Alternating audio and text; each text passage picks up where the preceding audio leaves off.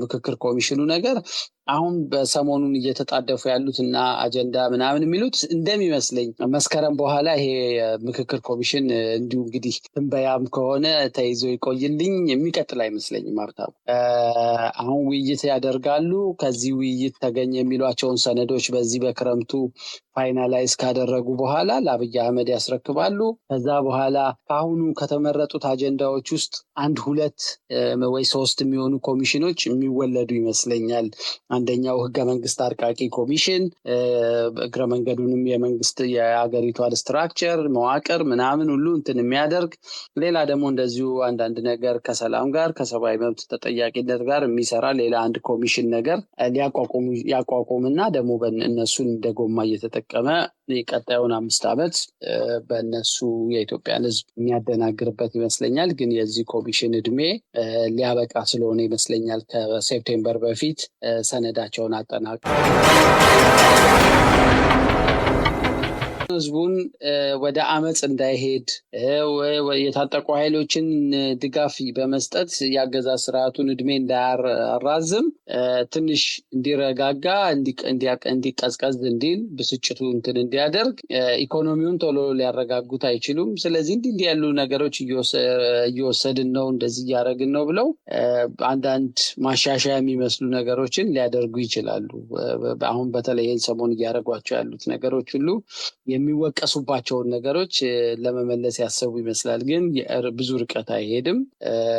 ጄኒውን የሆነ እውነተኛ ህዝብ የሚጠይቀውንም ለውጥ ብልጽግና ማምጣት የሚያስችል አቅም አለው ብዬ አላስብም። ለእኔ የብልጽግና እንትን ዲኬድ ያደረገ በአጭሩ በ8 ዓመት በ9 ዓመት ውስጥ የመምራት እንትኑ የተበላሸ የዲኬድ አድርጓል በቃ። ስለዚህ ይሄ ስርዓት የኢትዮጵያን አሁን ካለችበት አደገኛ ሁኔታ ውስጥ አውጥቶ አገሪቷን አረጋግቶ በሰላም ጎዳና በልማት ይዞ ይቀጥላል የሚል እምነት የለኝም እና በማናቸውም ጊዜ የተበታተነ ህዝብ በየቦታው ያሉ የተበታተኑ የትጥቅ ኃይሎች አቅም መፍጠር በቻሉ ጊዜ እንደገና የገጠመውን የፋይናንስ ቀውስ ለመመለስ ሲል በህዝብ ላይ በርደኑን ይመጣል። ከመኪና ታርጋ ቅየራ አንስቶ በየምክንያቱ መንግስት ከህዝብ ላይ የሚዘርፈው የሚነጥቀው ገንዘብ እንዲቀላል አይደለም እና በአንድ ወገን ኑሮ ያጣድፈዋል፣ በሌላ መንገድ መንግስት በህግን ሽፋን ያደረገ ዝርፊያ ንጥቂያ ያካሄድበታል። እንደገና ደግሞ የሀገሪቷ ሰላም ደግሞ ሰርቶ በነፃነት ገንዘብ እንኳን ለማፍራት የማይችልበት ሁኔታ ስለተፈጠረ ከዚህ በላይ ማንቂያ ደውል የለም እና የኢትዮጵያ ህዝብ ነቅቷል፣ ያውቃል። ግን የፈለገ ብታቅ የፈለገ ብትነቃ ካልተደራጀህ ቶሎ ለውጥ ሊያመጣ ወደሚችል እንቅስቃሴ አትሄድም። በተናጠል ልታለቅስ ትችላለህ። በየሶሻል ሚዲያው ሰዎች እየወጡ ድፍረታቸውን ፍርሃታቸውን ሰብረው መንግስትን ሊያሳጡ ይችላሉ፣ ብሶታቸውን ሊገልጹ ይችላሉ። ግን ሁልጊዜም ለለውጥ ህዝብ የሚነሳው በተወሰነ ደረጃ የተደራጀ ህዝብ ሲሆን ኢትዮጵያ ውስጥ ያልተመታ የሶሻል ፋብሪክ እንትን አደረጃጀት ማህበራዊ መሰረት ያላቸው ያልተመቱ ተቋማቶች የሉ። የመምህራን ማህበር እንደምታውቀው አመራሮቹ ተባረው ተለጣፊ ማህበራት ተፈጥረው የሰራተኛ ኮንፌዴሬሽኑ እንደዚሁ የተመታ ነው። በቅርቡ እንኳን ትንሽ መነቃቃት ስለተደራጁ ብቻ ጤና ይስጥልን የተከበራችሁ የህብር ሬዲዮ ቤተሰቦችና አድማጮች፣ በወቅታዊ ጉዳይ እንድንወያይ የሰብአዊ መብት ተሟጋቹ አቶ ያሬድ ኃይለማርያም ጋር እየተወያየን እንቆያለን። ያሬድ ኃይለማርያም የቀድሞ የኢትዮጵያ ሰብአዊ መብት ተሟጋቾች ስብስብ ዋና ማዕከል ዳይሬክተር ነበር። በፈቃዱ ኃላፊነቱን አስረክቦ በቀደመው የሰብአዊ መብት ተሟጋችነት ስራው ዛሬም ቀጥሏል። ካለበት ቤልጅየም የወቅቱን ሁኔታ አንስተን እየተወያየን እንቆያለን። ጤና ይስጥልኝ ያሬድ፣ እንደምንሰነበትክ? እንግዲህ አውሮፓና ሙቀት ትልቅ ፈተና እየሆነ ይመስላል። የሰዎች ህይወት እስከ መጥፋት ደረሰበት ሙቀት አለ። እንዴት ይዟችኋል? እንዴት ሰነበትክ? እንኳን ተገናኘን። እንኳን ተገናኘን ሀብታሙ፣ እንደምናለህ? የህብር ሬዲዮ አድማጮች እንደምናችሁ? በአውሮፓ በሙቀት ሰደድ እየተመታች ነው ያለችው። እኔም ያለሁበት ቤልጅየም ሙቀቱ በዚህ ሰሞን ተከታታይ ከ37 ዲግሪ ሴልሺየስ በላይ አንዳንዴ 38 39 ሁሉ የሚገባበት አለ። ዛሬ እንደውም ከፍተኛ ከፍተኛው ሙቀት የተመዘገበበት ነው 39 እና ለቀይ ሬድ ዞን ውስጥ የሪስክ እንትን ውስጥ ልንገባ ትንሽ ነው የቀረን። ከኛ ውጭ ግን ፈረንሳይ፣ ስፔን፣ ሌሎቹ ሀገሮች የሰው ህይወትም አልፏል። እዚህ ሙቀቱ በጣም ከባድ ነው። ትልቁ ችግር የመላው የአብዛኛው አውሮፓ ሀገር ዝግጅታቸው፣ የህንፃዎቻቸው አሰራር፣ አዳራሾቻቸው አብዛኛው እንትናቸው ለቅዝቃዜን ታሳቢ ያደረገ ማሞቂያ ነው ቤቶቹ ያላቸው እንጂ ለእንዲህ አይነት ሃርሽ ለሆነ የሙቀት አየር የማቀዝቀዣ የኩሊንግ ኤሲ ሲስተም የላቸውም። ኦልሞስት ሁሉም ማለት ይቻላል። አንዳንድ ግለሰቦች በራሳቸው ካላስገቡ እንደ ሲስተም እንትን ውስጥ የለም እና በዛ ምክንያት በጣም ከባድ ችግር የተፈጠረው እሱ ነው። ዞሮ ዞሮ ለዚህ የሞባይል ለሆኑ የሚንቀሳቀሱ የፋን የአየር ማቀዝቀዣ ማሽን ሻጮች የደራ ገበያ ተፈጥሮላቸዋል። ቀዝቀዝ ያርግላችሁ። እንግዲህ የዓለም የአየር ሁኔታ ያው በተደጋጋሚ ይጠቀሳል። አንዱ ውዝግብ ነበር ባለፉት ዓመታት። አንዳንዶች ይሄ ነገር ይመጣል ብለው ቀድመው ለማስጠንቀቅ ሞክረዋል። እንግዲህ አንዳንዶች ደግሞ ትልቅ ስልጣን ይዘው ነገሩን ሲያጣጥሉ የነበረበት ሁኔታ አለ። እንግዲህ ሰላም ያደርግላችሁ ያሬድ። ታንኪዩ ሀብታም፣ ከልብ አመሰግናለሁ ያሬድ። በተለይ አገራዊ ምክክር የሚባለው ከመጀመሪያ ጀምሮ ከመቋቋም ጀምሮ የነበረው ጥድፊያ ታስታውሳለህ። እንደውም ራሱ ገዢው ብልጽግና ፓርቲ ጭምር ያለበት የኢትዮጵያ የፖለቲካ ፓርቲዎች ህብረት የሚባለው በዛ ጊዜ ዶክተር ራሄል ባፌ ነበር ሰብሳቢ የነበሩት። ችኮላውን ተቃውመው ቅሬታ አቅርበው ነበር። 4 ዓመት ሙሉ አጀንዳ እየሰበሰብኩ ነው ብሎ አሁን 10 አጀንዳ አለኝ ብሏል። ደግሞ ቆይቶ 8 አጀንዳዎች አጠናቀቅ ያለው ብሏልና ይህን ድራማ ተከትሎ እንግዲህ ከመጀመሪያ ጀምሮ ኮሚሽኑ ሲቋቋም ጠቅላይ ሚኒስትሩ ፕሬዚዳንት መሆን ይፈልጋሉ። ፕሬዚዳንታዊ ስርዓት እንዲመሰረት ኦሮሚያና አዲስ አበባና ድሬዳዋን እንግዲህ ወደ ኦሮሚያ ለማካለል ያላቸውን ፍላጎት ወይም ከተማዋን ገቢዋን በከፊል ወይም በከፍተኛ ደረጃ ወደ ኦሮሚያ አድርጎ ለጊዜው ዋጋ ማሳጣት፣ ቀስ በቀስ መጠቅለል የሚሉ የተለያዩ አጀንዳዎች ነበሩና እነዛ ናቸው አሁን አጀንዳ ተብለው በቅርጽ ከ4 ዓመት በኋላ የመጡትና ይሄ ሀገራዊ ምክክር ኮሚሽን መጀመሪያ ሲቋቋም ጀምሮ ይነገሩ የነበሩ የሀገሪቷን የፖለቲካ ችግሮች ይፈታል፣ የእርስ በርስ ጦርነት ይቆማል፣ የታሰሩ የፖለቲካ እስረኞች ተፈተው ውይይት ይደረጋል፣ የመሳሰሉ ነገሮች በየጊዜው የሚሰጡት መግለጫ ነበርና አሁን የደረሱበት ደረጃና የመጨረሻውን ጉባኤ ሐምሌ 8 እናደርጋለን ብለዋል። ሂደቱን እንዴት እየተከታተልከው ነው? በዚህ አይነት ድራማስ የሀገሪቱን የፖለቲካ ችግር መፍታት ይቻላል ወይ? ምንድነው የሚያገኙት ከዚህ ሂደት? የዚህ የሀገራዊ ብሔራዊ ምክክር ፕሮጀክት ገና ሲጀመር ጀምሮ የነበረውን ፕሮሰስ በቅርብ የመከታተል እድል ነበረኝ። የህጉ ሲረቀቅ የነበሩ ስብሰባዎች ላይ ተካፍያለሁ። እነዚህ አሁን እየመሩ ያሉት እነ ፕሮፌሰር መስፍንን ጨምሮ ሌሎቹ የምክር ቤቱ ኮሚሽነሮች አባላት ሲሰየሙ ጭምር የፌዴሬሽን ምክር ቤት አዳራሽ ውስጥ በአካል ተገኝቼ የነበረውን ድራማ ታዝቤያለሁ። ከዛ በኋላ የነበሩትን እያንዳንዶቹን ሂደቶች እነሱ ያዘጋጇቸው ወዲያው እንደተሾሙ ያዘጋጇቸው 1-2 ኮንሰልቴሽን የምክክር መድረኮችም ላይ እንደዚሁ ተገኝቼ በአካል ጥያቄ ሁሉ የማቅረብ እድል ነበረኝ እና በአጭሩ የአብይ ፕሮጀክት አብይ አህመድ ወደ ስልጣን ሲመጣ እኔንም ጨምሮ የተለያዩ አካላት የምናቀርባቸው የሰብአዊ መብት ላይ ያተኮሩ ድርጅቶችም ግለሰቦችም ያቀርቧቸው የነበሩ ጥያቄዎች ነበር። ሀገር በብዙ ምስቅልቅል በተቋሰለ ፖለቲካ በግጭት አስቸጋሪ በሆነ ሁኔታ ውስጥ የመጣች በመሆኗ የተነሳ ብዙ ያልጠገጉ ቁስሎች አሉ። ብዙ የተጎዳ የማህበረሰብ ክፍል አለ። ያቄመ የማህበረሰብ ክፍል አለ። ጎጂ ተብሎ የተፈረጀ አለ። ስለዚህ ፖለቲካው እንደገና መልሶ ሌላ ግጭት ውስጥ ሌላ ትርምስ ውስጥ እንዳይገባ የብሔራዊ ምክክር መድረክ ያስፈልጋል። 2 ነገር ነው የጠየቀው። አንደኛ የብሔራዊ ምክክር መድረክ፣ ሁለተኛ ደግሞ የብሔራዊ የሽግግር ፍትህ ትራንዚሽናል ጀስቲስ ተጠያቂነት መስፈን አለበት። ያጠፉ የሰብአዊ መብት ጥሰት የፈጸሙ ወንጀል የፈጸሙ አካላት ይህን እንግዲህ የዛሬ 8 ዓመት ነው የጠየቀው። በጣም ኃይለኛ ፕሬሸር ነበር፣ ውትወታ ነበር። በየስብሰባው ይሄ ነበር የሚጠየቀው። ስለዚህ አብይ ምን አደረገ? ይሄንን የሽግግር ፍትህ የሚጠይቀውን ፓርት ወደ ጎን ገፋና እንደውም በአደባባይ ወጥቶ አወገዘ።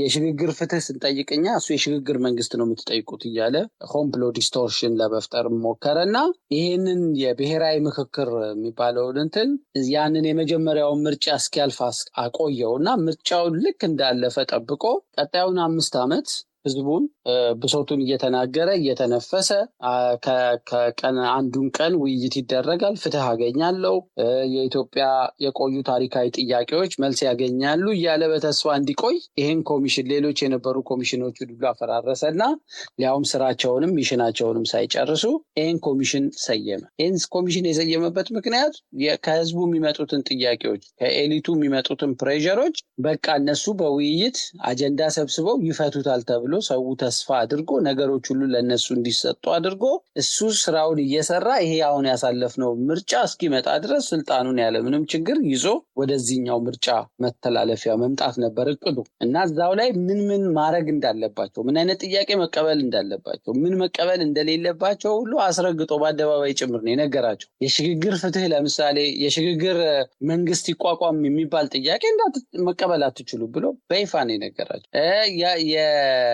አርቅቆ ያዘጋጀላቸው ህግ ይሄ የብሔራዊ ምክክሩ የተቋቋመበትን የተቋቋመበትን አዋጅ ብታየው ራሱ ምንም ጥርስ አልባ ምንም መስራት የማይችል ለውይይት የ3 ዓመት ዕድሜ ነበር ተራዝሞላቸው ነው ለውይይት መድረክን ማመቻቸት የሚል ነው ትልቁ ስልጣናቸው። ከህዝቡ አጀንዳ ሰብስበው ለውይይት አመቺ ሁኔታዎችን ማመቻቸት ብሎ ነው እና እንደውም አንደኛው የምክክር መድረክ ላይ አይ ቲንክ ሸራተን ይሁን ሂልተን ሆቴል ውስጥ በተዘጋጀ መድረክ ላይ እኔም ተሳታፊ ነበር። እኔም ጥያቄ አንስቻለሁ። ማንዴታችሁ ግልጽ አይደለም፣ ተጠያቂነትን ይጨምራል ወይ እርቅን ይጨምራል ወይ ምንድነው? እኛ ተለክታ የተሰጠችን አጀንዳ ሰብስቡና የውይይት መድረክ አመቻቹ ፋሲሊቴት አድርጉ ነው የተባልነው ብለው መልስ ሲሰጡ በአጋጣሚ አንደኛው ስብሰባ ላይ አሁን በእስር ቤት የሚገኘው ታዬ ደንዳ በወቅቱ የሰላም ሚኒስትር ዴታ ነው እና የመንግስት ሰው ሆኖ በዛ ወቅት እጁን አውጥቶ ጥያቄ ጠየቃቸው። ጥርስ የላችሁ ምን ጥቅም አለው ታዲያ? ሁሉ የሰብአዊ መብት ጥሰት በተፈጸመበት ሀገር እናንተ አጀንዳ ብቻ ከሆነ መሰበስቡት ምን ዋጋ አለው ብሎ ራሱ መንግስት ውስጥ ያለው ታዬ ደንዳ እንኳን ሳይቀር በወቅቱ ይሄ ከመታሰሩ እንግዲህ ስንት ዓመት በፊት ቻሌንጅ አድርጓቸዋል እና ገና ከመነሻቸው ነው ይሄ ኮሚሽን የትም ሊደርስ እንደማይችል እርግጠኞች ነበርን። እኔም በተደጋጋሚ ጊዜ ጽፌበታለሁ። ትልቁ ተልኳቸው የአብይን ፍላጎት አንደኛ የህዝብን ብሶትና ጥያቄ ፈንድቶ እንዳይወጣ ህዝቡ ጥያቄ እየተመዘገበልኝ ነው ብሎ እንዲያስብ እና እሱን ሪፕረስ አድርገው አፍነው እንዲያቆዩለት እስከዚህ 5 ዓመት ጊዜ ውስጥ ተጠቅሞባቸዋል። ሁለተኛው ደግሞ የምትቀጥለዋን ኢትዮጵያ አብይ በሚፈልጋት መልክ ሼፕ እንድታረግ ደግሞ አጀንዳዎቹንም በዛው መልክ ሼፕ የማድረግ ተልኮ እንደሰጣቸውም ብዙ ማሳያዎች አሉና ለዛም ነው የአገሪቷ ውስጥ ያሉ የታወቁ የፖለቲካ ፓርቲዎች ሪጀክት አድርገውት ገለልተኝነቱንም ጥያቄ ውስጥ ከተው ፕሮሰሱን አጥለው ከወጡ ብዙ ጊዜ ቆይተዋል እና አሁን ይህን ኮሚሽን ዙሪያውን የከበቡት ኤንጂኦዎች ናቸው። ፈንድ በሱ ምክንያት ሬዝ እያደረጉ ገንዘብ የሚያገኙ ኤንጂኦዎች እና እነሱም ክሪቲካል ነገር አያነሱም። ሌላው ግን ራሱ ዋናው ብልጽግና ነው እና የነ አብይ ፕሮጀክት ነው። የ5 ዓመት ስልጣን ዲሌይ ፈጥሮላቸዋል። አሁን ደግሞ ቀጣዩን 5 ዓመት ደግሞ እነሱ ከሚያወጡት አጀንዳ ላይ ተነስቶ የሆነ ነገር ደግሞ ይፈጥራል የሚል ነው። እንግዲህ ከልብ አመሰግናለሁ ያሬድ። እንግዲህ ያው የሰሞኑን ምርጫ የታወቀ ነው። ከምርጫው ዋዜማ የነበረውም ከምርጫው በፊት የነበሩትም ግርግሮች አሉ። አሁን ግን እንደው ከዚህ ቀደም ከተደረጉት ምርጫዎች በርከት ያሉ ተቃዋሚዎች ገብተዋል በሚል እንግዲህ ከምርጫው በፊት እውነተኛ ሳይሆን ለአገዛዙ የተለጠፉ እንደ ኢዜማ ያሉ ተቃዋሚዎች ጋር ስምምነት አድርገው አንዳንድ ቦታዎች ላይ ቀጥታ እጩ አለማቅረብ ሁሉ ያለበት አለ። ምርጫው እንግዲህ በከፍተኛ ደረጃ ተጋልጧል። በማህበራዊ ሚዲያ ጭምር ካድሬዎቹ በየጓዳው በየፓርቲ ጽህፈት ቤት አስቀድሞ ኮሮጆ ሲሞሉ የነበረበት በአንዳንድ ቦታዎች ላይ በሚያሳፍር ደረጃ ሰውን እያስገደዱ እንደተሰለፈ ብልጽግና ፓርቲን እያስመረጡ የነበረበት ግልጽ ሂደት የታየበት ነው። እኔ ከዚህ ቀደም በነበሩት ምርጫዎችም በዚህ ደረጃ የተዋረደ ምርጫ መደረጉን አላቅምና ይሄንን ትርክት እንዴት አየኸው? በርከት ያሉ ተቃዋሚዎች አሸንፎ ወደ ምርጫ ውስጥ ገብተዋል። ምርጫው ከዚህ በላይ ምን ይሁን ነው የምትሉት የሚል ማደንቆሪያ ይሰማልና በተጨባጭ ይሄ ምርጫ የሚያመጣው ለውጥ ይኖራል ወይ? በመጀመሪያ ከዚህ ተቃዋሚዎች ይሄን ያህል ገብተዋል የሚለው በተለይ የኢዜማና የአብን ጉዳይ ኢህአዴግ ወደ ብልጽግና ከመምጣቱና ህወሓት ከመውጣቱ በፊት ካስታወስክ የኢህአዴግ ዋና አባላት 4 ነበሩ። ከዛ ግን የሌሎች ክልል ፓርቲዎች ደግሞ እንደ አጋር ሆነው ግን ሁሉም ኢህአዴጎች ናቸው። የቲፒኤልኤፍ፣ ኦፒዲዮ፣ የአማራ ክልሉ ብአዴን እና እንደዚህ የደቡብ ክልል ከዛ በኋላ የቀሩት በየቦታው ያሉት ፓርቲዎች የአፋር፣ የሶማሌ፣ የምናምን በየቦታው ያሉት የአጋር ድርጅት ነበር የሚባሉት። ግን ዞሮ ዞሮ ሁሉም ኢህአዴጎች ናቸው እና የብልጽግናና የአብን ጉዳይ የዛ አይነት ቁርኝት የዛ አይነት ትስስር ውስጥ የገቡ ስለሆኑ ብልጽግና ነው ያሸነፈው። በቃ እኔ የእነሱን ድምፅ እዛ ላይ ደምሬ ነው የማየው። ስለዚህ ከነሱ መለስ ሌላው ፓርቲ ስንት ፓርቲ አሸንፏል የሚለው ነው እንደ ቁም ነገር መነሳት ካለበት መወራት ያለበት እንጂ በምርጫውም ሂደት ጊዜ ኢዜማዎች ለራሳቸውም የኢዜማ እጩዎች ለራሳቸውም ለአብይም እኩል ካምፔን ያደርጉ የነበሩ ተአምረኛ ተቃዋሚዎች ለሚፎካከሩት ገዢ ፓርቲ ጭምር ካምፔን የሚያደርጉ እሱን ማንም መጥቶ ቢነካው እስከዚህ ድረስ መስዋዕትነት ከፍለን እንከላከልለታለን የሚሉ ስለሆኑ እኔ ተቃዋሚዎች ፓርቲ ገቡ። ግን ምንድነው ይህንን ዲቴሉን እንግዲህ ለማያውቅ ሰው ኢቭን ምዕራባውያኖቹም ይሄንን ያውቃሉ። ግን እንዲሁ በቁጥር የመጫወት ነገር እኛ ሀገር የተለመደ ስለሆነ ለነሱ ቁጥሩ ማተር ያደርጋል። አንድ እሱ ነው። ሁለተኛ አንድ ሁለት ጠንካራ እንደነ ሻለቃ አድማሴ አይነት የነበሩበት ምክር ቤት ሁሉ ሊሻል ይችላል አሁን ብዙ ተቃዋሚዎች ገቡበት ከሚባለው። ያኔ እነ ሻለቃ አድማሴ ያነሱ የነበረውን ጥያቄ ታስታውሳለህ? የነበረው ክርክር ጥቂት 2-3 ተቃዋሚዎች በነበሩበትም ዘመን ከመለስ ጋር የነበሩ ጠንካራ ዲቤቶች የሚረሱ አይደሉም እና የዛ አይነት ፓርላማ እንኳን አይኖረንም። የነዛ ፓርላማዎች 90% የኢህአዴግ ፓርቲ ይዞት ግን ፓርላማ ውስጥ የነበሩ እነ ልደቱ ፕሮፌሰር መራራን ጨምሮ የተወሰኑ ሰዎች ሁሌ ይከራከሩ ነበር፣ ዲቤት ነበር። አሁን እስከ ቅርብ ጊዜ እነ ክርስቲያን ታደለ ጠቅላይ ሚኒስትሩን በድፍረት ለምን ስልጣን አትለቅም እስከ ማለት የደረሱ እነዚህ ሁሉ ትላንሽ ጭላንጭል የታየባቸው ምክር ቤቶች ሁሉ ታሪክ ነው የሆኑት እና እሱም እንደዚሁ ዞሮ ይሄ ምርጫ አብይ አህመድ ቀልዶ አጭበርብሮ ለምዕራባውያኖቹ ደግሞ ይኸው የተሻለ ይሄን ያህል ተቃዋሚ ገብቷል የምትል ቁጥር አሳይቶ የዴሞክራሲያዊ ኤክሰርሳይዝ ኢትዮጵያ ውስጥ እየተካሄደ ነው። ዲሞክራሲ ቀስ ብሎ የሚያድግ ነገር ስለሆነ ግን እያደገ ነው ለማለት ነው። እኔ ደጋግሜ ጽፌበታለሁ።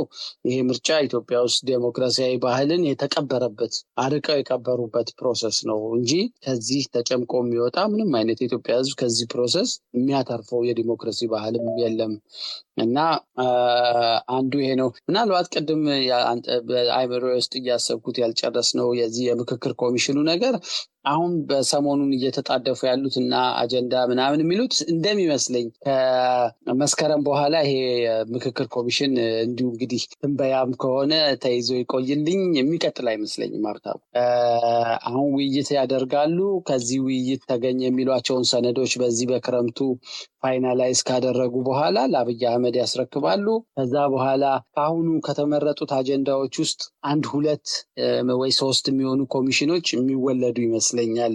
አንደኛው ህገ መንግስት አርቃቂ ኮሚሽን እግረ መንገዱንም የመንግስት የሀገሪቷን ስትራክቸር መዋቅር ምናምን ሁሉ እንትን የሚያደርግ፣ ሌላ ደግሞ እንደዚሁ አንዳንድ ነገር ከሰላም ጋር ከሰብአዊ መብት ተጠያቂነት ጋር የሚሰራ ሌላ አንድ ኮሚሽን ነገር ያቋቁምና ደግሞ እነሱን እንደ ጎማ እየተጠቀመ ቀጣዩን 5 ዓመት በእነሱ የኢትዮጵያን ህዝብ የሚያደናግርበት ይመስለኛል። ግን የዚህ ኮሚሽን እድሜ ሊያበቃ ስለሆነ ይመስለኛል ከሴፕቴምበር በፊት ሰነዳቸውን አጠናቀው የሚሰናበቱ ይመስለኛል። ከልብ አመሰግናለሁ ያሬድ። ሌላው እንግዲህ በተለይ በአገዛዙ በኩል ያለው ግምገማ ይሄ ነው። በተለይ ልክ አሜሪካ ኢራቅ ውስጥ የነበራትን ወታደራዊ ሰፈር የሚያስታውስ አይነት ገለጻ ከዚህ ቀደም አብይ አህመድ መስጠቱን ጀዋር መሐመድ በይፋ የመሰከረበት ሂደት አለ።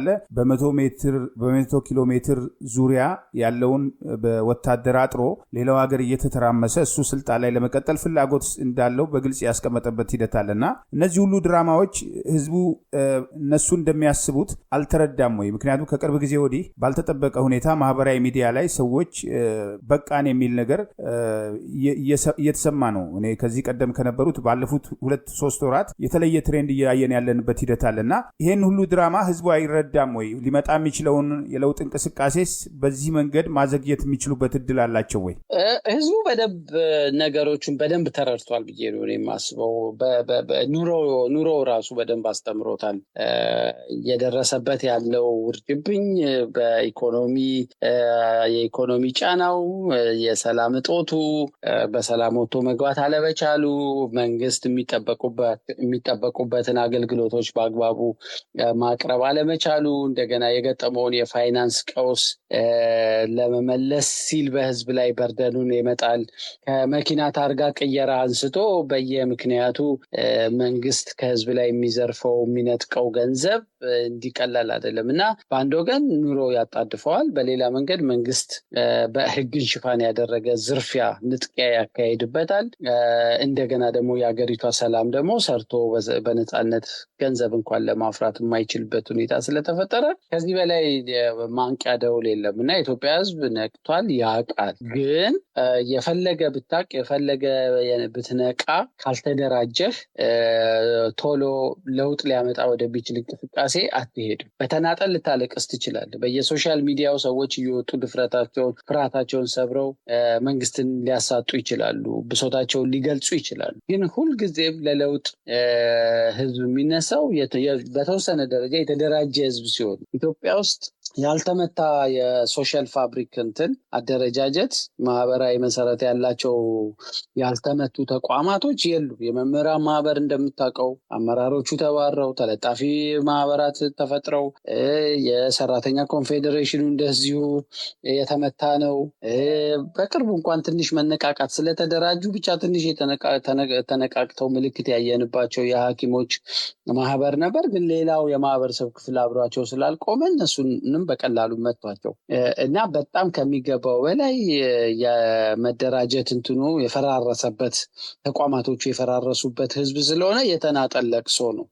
ይሄ ብሶት ብቻውን አንድ ሊያደርገው ይችላል ወይ ሊያሰባስበው ይችላል ወይ የሚለው እሱ ላይ ማተኩሮ የሚሰራ አካል ያስፈልጋል። የፖለቲካ ፓርቲዎች ህዝብ ለማነቃነቅ የሚያስችል ብልሃቱንም የመታመን አቅሙንም የትግል የመብራት ጥበቡንም መፍጠር አልቻሉም፣ ማምጣት አልቻሉም። የሲቪክ ማህበራት እንደዚሁ የተመቱ የሲቪክ ማህበራት ነው ያሉት። በጣም ተሽኮርማሚ ናቸው፣ ገንዘብ ፈላጊዎች ናቸው። ለህዝብ ብሶት ሲሉ ህዝብን የማደራጀት ስራ አይሰሩም እና የሙያ ማህበራቱም እንደዚሁ እንጂ የኢትዮጵያ ህዝብ በቃኝ ካለ ቆይቷል። ብሶት በየቤቱ አማሮታል። ያንን ብሶት መቆጣጠር ያልቻሉ ሰዎች በቃ ሌላ መንገድ ስለሌለ ብለው በሶሻል ሚዲያ እየወጡ ራሳቸውን ፊታቸውን እያሳዩ ስማቸውን፣ ስራቸውን፣ ቦታቸውን እየተናገሩ ብሶታቸውን ይገልጻሉ። አንድ ነገር ነው፣ ግን ብቻውን ምንም አያመጣም። ትንሽም ቢሆን አሁን በቅርብ ጊዜ የነበሩ ለውጥ የተደረገባቸውን ሀገሮች ብታይ፣ ኬንያን ደግሞ ብትወስድ በጣም ስትሮንግ የሆነ ቫይብረንት የሆነ ሲቪክ ማህበር አለ። በጣም ጠንካራ የሆኑ የሙያ ማህበራቶች አሉ። የሚገርም ኢንዲፔንደንት የሆነ ፍርድ ቤት አለ፣ የመንግስትን ውሳኔ የሚሽር። በመንግስት መዋቅር ውስጥ ያሉ ኤክስፐርቶች፣ በጣም በግል ነፃነታቸው የሚተማመኑ ኤሊቶች አሏቸው። እኛ ግን እነዛ ይኸው እንግዲህ የአርሲውን ጭፍጨፋ ማስታወስ ትችላለን። የኦርቶዶክሳውያን አንድ ላይ ቆመው ድምጻቸውን ማሰማት አልቻሉም። ምክንያቱም ትንሽ ያቺ ታይ ነበረች ምልክት ቤተክርስቲያን አካባቢ አናቱን ቶሎ ብለው መቱት። በሃይማኖት በዚህ በጣም ሴንሲቲቭ በሆነው ጉዳይ ላይ እንኳን ድምፁን አንድ ላይ የሚያሰማ ማህበረሰብ ኢትዮጵያ ውስጥ ሰላማዊ ሰልፍ አልተካሄደም አርሲን ግድያ በመቃወም እና ሃይሊ ዲቫይድድ፣ በጣም የተከፋፈለ፣ በዛ ላይ ደግሞ ተከፋፍሎም ደግሞ በተለያዩ ቡድኖች የተዋቀረ አይደለም፣ የተበታተነ ማህበረሰብ ስለሆነ ምንም ሆድ ቢብስህ ምንም ችግሩን ብትረዳ ካልተሰባሰብ ምንም ልታመጣች። ሌላ ያሬድ እንግዲህ አሁን አንስተዋል የፍርድ ቤቶች የሌሎች ተቋማት ጉዳይ ላይ በከፍተኛ ደረጃ አደጋ ውስጥ ያለበትና ስርዓት አልበኝነትን ራሱ ስርዓቱ እየቀፈቀፈ ለመሄድ ቆርጦ የተነሳ ነው የሚመስለው። ይሄ ባለበት ሂደት ውስጥ ግን ፓርላማ እንግዲህ ፓርላማው የሀገሪቱ የበላይ ባለስልጣን ነው የሚባለው። ከስም በስተቀር ኢትዮጵያ ውስጥ ያንን ማድረግ የሚቻልበት እድል የለም። ነገር ግን ፓርላማ ላይ ቀርቦ እነ ክርስቲያን ታደለ የጫካ ፕሮጀክት የሚባለው ምንድነው? ጨረታው ለማን ነው የወጣው? እንዴት ነው? ገንዘቡ ከየት ነው የመጣው? የሚል ጥያቄ ስለተጠየቀ ፓርላማ አያገባውም ብሎ ጠቅላይ ሚኒስትሩ በአደባባይ የተናገረበትን ሁኔታ የምታስታውስ ነው። አሁን ደግሞ የመረጃ ነጻነት አዋጅ አጸደቅን ብለው እስከ 5 ዓመት ያሳስራል፣ የመንግስት ባለስልጣናት መረጃ መስጠት አለባቸው፣ ግልጽነት መኖር አለበት እያሉ ነው። እና ይሄ ድራማ መቼ ነው የሚያልቀው? አዋጁን መጽደቅ እንዴት አየኸው? እሱ ያው ቀደም ብሎም የተጀመረ ነገር ነው። አሁን ማስመሰል ይፈልጋሉ።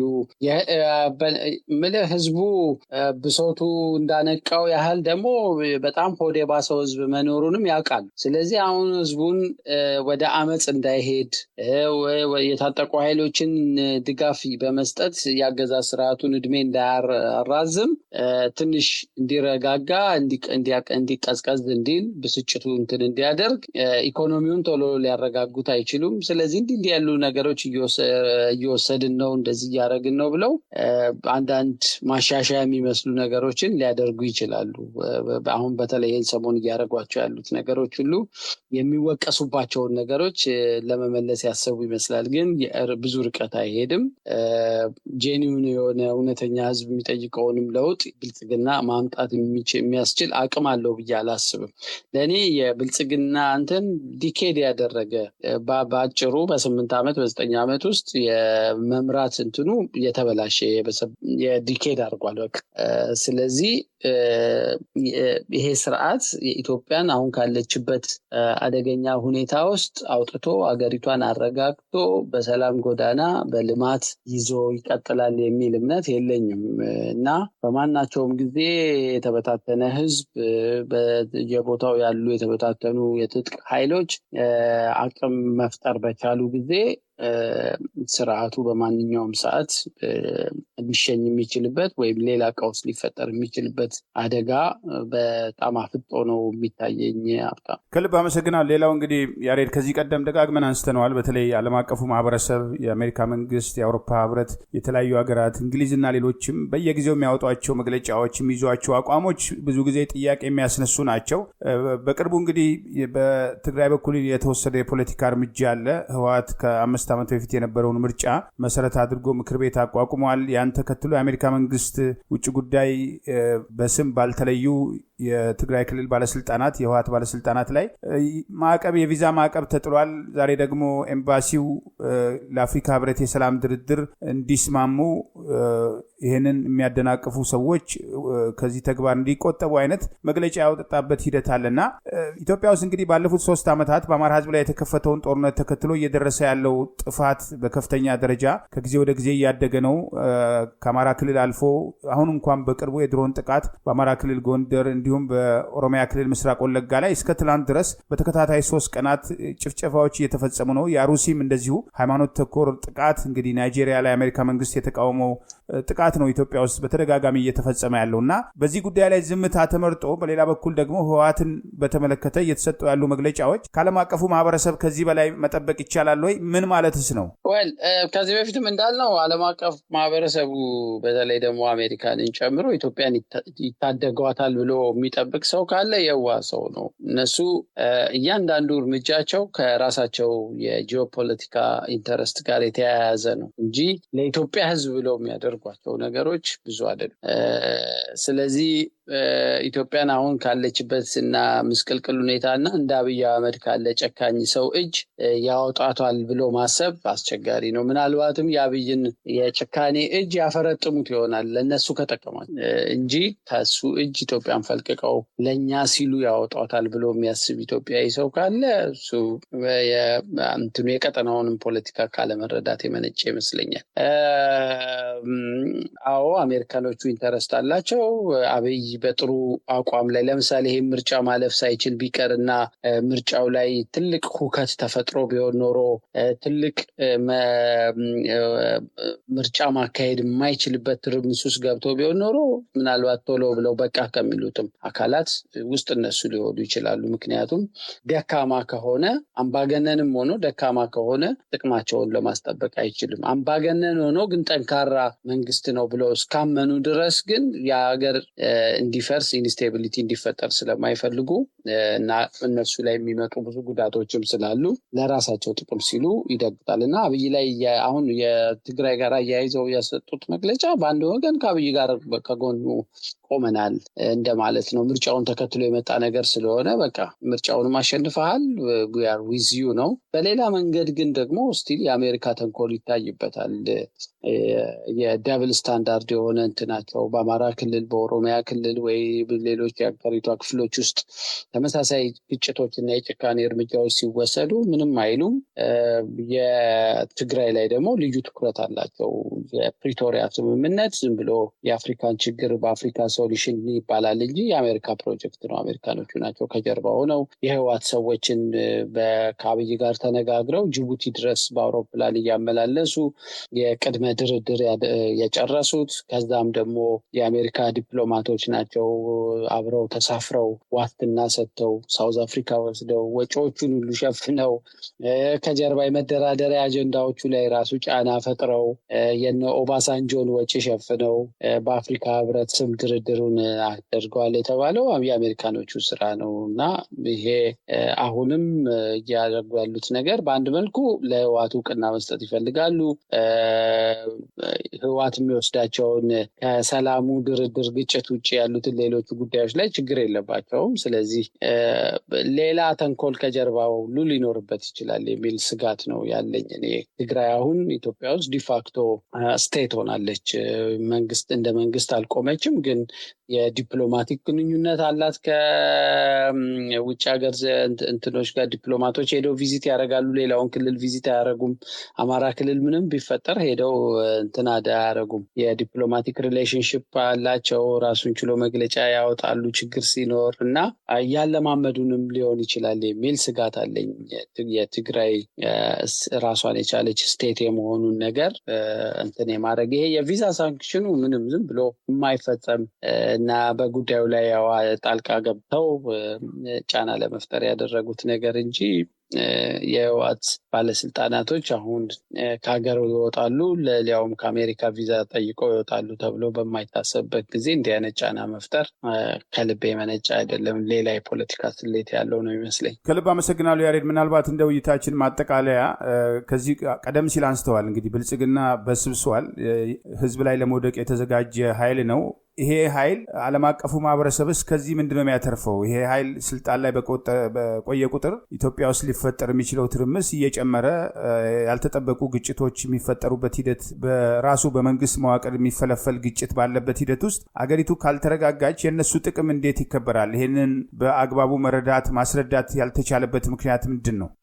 አይ ቲንክ በቃ ህወሓትን ሰብሮ የመለሰ ኃይል ስለሆነ እና ደግሞ ከዛ ወዲህም በከፍተኛ ሁኔታ በትጥቅም በወታደራዊም ኃይል የተደራጀ አካል ነው። ስለዚህ በየክልሉ ያሉትን ኢንሰርጀንሲ እንደዚህ የፋኖንም የኦላንም ጥቃት ይቋቋማል። ወይም እንዲሁ ግጭቱ ዝም ብሎ ሌሎች ሀገሮች 10 ምናምን ዓመት ሬብል ግሩፖች እየተፋለሙ ይኖራሉ። ከመሀል አገሩ መንግስት ጋር ግን ስራ ይሰራሉ። ስለዚህ ብዙ ክብደት እንዳልሰጡት ነው የምታየው።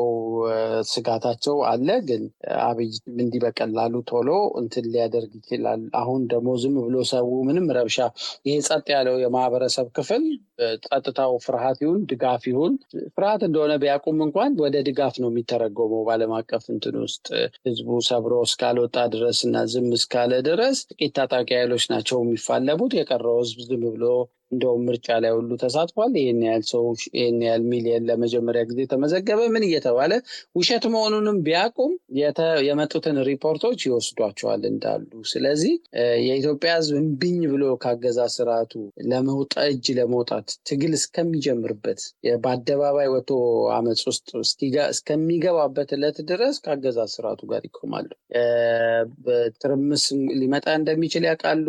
ችግር ሊመጣ እንደሚችል ያውቃሉ። ጦርነት ጦርነቶቹ ሊቀጥሉ የሚችል ግን እነሱ እንዴት ነው የሚለኳቸው ነው። የአማራ ክልል ጦርነት የአሜሪካንን ጥቅም በምን አግባብ ነው የሚጎዳው ነው። የኦሮሚያ ክልል ውስጥ ያለው ኦላ ከክልሉ መንግስትና ከፌዴራል መንግስት ጋር የሚያደርገው ግጭት የዛው ኦሮሚያ ውስጥ ስለሚሽከረከር በምን አግባብ የኛን ጥቅም ሊነካ ይችላል ነው። እንደዚህ ነው። የትግራዩ ጫፍ ላይ ያለ ሀገር ስለሆነ ድንበር አቋራጭ የመሆን እድሉ ሰፊ ነው። ወደ ሌሎች ቀጠናዎች ሁሉ ሊስፋፋ ይችላል። በተለይ ደግሞ ለአፍሪካ ቀንድ የሚቀርብ ኤሪያ ስለሆነ ወደ ሬድሲ የመጠጋት እድል አለው። ያ አካባቢ ኤርትራን፣ ሌሎች ሀገሮችን እዛ ግጭት ውስጥ የመጋበዝም አቅም ይኖረዋል። ያ ደግሞ ሌላ መልክ ስለሚይዝ እዛ በጣም ሆት ስፖት ነው። እዛ አካባቢ የሚነሳ ነገር ጥቅማቸውን በከፍተኛ ሁኔታ ሊጎዳው እንደሚችል ያስባሉ። ስለዚህ ለነሱ በዚህ አንጻር ነው የሚያዩት። ብዙ ሀገሮች ውስጥ እኮ ሬብል ማአት ነገር እየተፈጸመ ጦርነት እየተደረገ በአማጽያን በነፃነት ታጋዮች በምን ብዙም ጥቅማቸውን የማይነካ ከሆነ እንዳላዩ ሆኖ ነው የሚያልፉት። በጨረሻ ካሸነፈው አካል ጋር ይቆማሉ የሚያስማማቸው ተርም እስካለ ድረስ እና ለዓለም አቀፍ ኮሚኒቲው ብዙም እንትን ላይ ያደረገው ይችላል። በዛ ላይ የሚያወዳድራቸው ሌሎች የቀጠናዊ ግጭቶች እና ትኩሳቶች አሉ። የኢራን ጉዳይ ያሳስባቸዋል፣ የዩክሬን ጉዳይ ያሳስባቸዋል። እንደዚህ ሌሎች እና በደረጃም ሲያዩት ዝቅ ያለ ቦታ ሊሰጡት ይችላሉ። የአማራ ክልልም ኦሮሚያም ክልል ለሚደረጉት ግጭቶች እና የፕራዮሪቲ ጥያቄ አለ ለማለት ነው። ለማንኛውም ግን የመፍትሄውም መልሱም ያለው የኢትዮጵያ ሕዝብ እጅ ላይ ነው ልልህ ነው። ከልብ አመሰግናለሁ ያሬድ። እንደወትሮ ሁሉ ወደፊትም በሌሎች ወቅታዊ ጉዳዮች እንወያያለን። እንግዲህ ሙቀቱን ቀዝቀዝ ያርግላችሁ። ሰላም ላንተ ይሁን። እግዚአብሔር ይስጥልኝ። አሜን። ክቡራን የህብር ሬዲዮ ቤተሰቦችና አድማጮች ስታደምጡ ለቆያችሁ ምስጋናችን ይድረሳችሁ። የህብር ሬዲዮ ኦፊሻል የዩቲዩብ ቻናላችንን ሰብስክራይብ ያላደረጋችሁ ሰብስክራይብ በማድረግ በተጨማሪም የደውል ምልክቱን በመጫን የህብር ሬዲዮ ቤተሰብ እንድትቀላቀሉ በአክብሮት እንጋብዛለን። እንደወትሮ ሁሉ የህብር ሬዲዮ ቤተሰቦች ፕሮግራሞቻችንን ላይክ በማድረግ ሼር በማድረግ አስተያየቶቻችሁን በመስጠት አብሮነታችሁን እንድትገልጹ በአክብሮት እንጠይቃለን። ከቻናላችን በተጨማሪ በአገር ቤት በአማራ ሳት ልታገኙን ትችላላችሁ። ኤቢሲ በሚሰራጭበት አማራ ሳት ሳተላይት ፈልጉን። በድጋሚ እናመሰግናለን። ጤና ይስጥልን። ቸር እንቆይ።